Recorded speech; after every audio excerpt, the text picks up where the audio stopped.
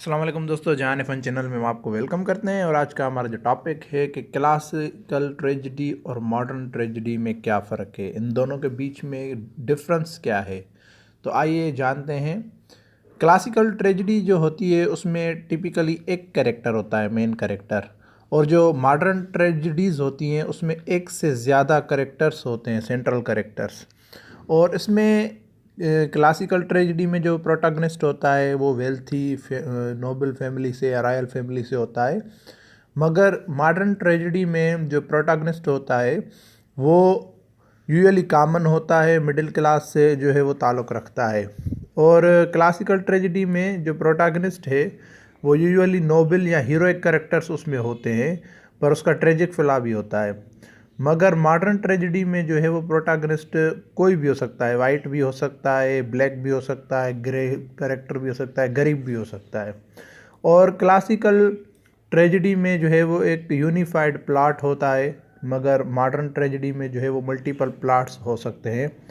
और classical tragedy में जो है वो वन टाइम स्पान होता है, मगर इसमें जो है मॉडर्न ट्रेजेडी में वो मोर रियलिस्टिक टाइम स्पान्स होते हैं। और क्लासिकल ट्रेजेडी में जो है वो स्टोरी जो होती है वो नोबिलिटी, रॉयलिटी, बड़े ख़ानदान, बड़ा मकसद या किसी किंगडम को बचाने के लिए इस हिसाब से होती है। और जो मॉडर्न ट्रेजेडी है वो कुछ भी हो सकती है, किसी के प्रॉब्लम सॉल्व किए जाएं, किसी आम आदमी के बारे में हो, किसी के मकसद के बारे में हो, तो मॉडर्न ट्रेजेडी वो है।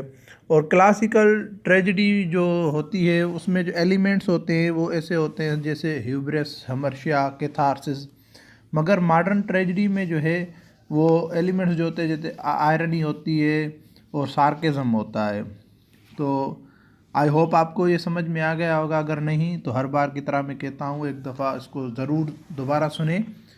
और अगर अभी तक आपने हमारे चैनल को सब्सक्राइब नहीं किया तो जल्द से जल्द हमारे चैनल को सब्सक्राइब करें और साथ ही बेल आइकन के बटन को प्रेस करें ताकि हमारी आने वाली सारी वीडियोस आप तक पहुंचती रहें। और उसके साथ साथ हमारी वीडियो को लाइक करें, कमेंट करें और दोस्तों के साथ शेयर करें ताकि हमारी हौसला अफजाई हो। शुक्रिया।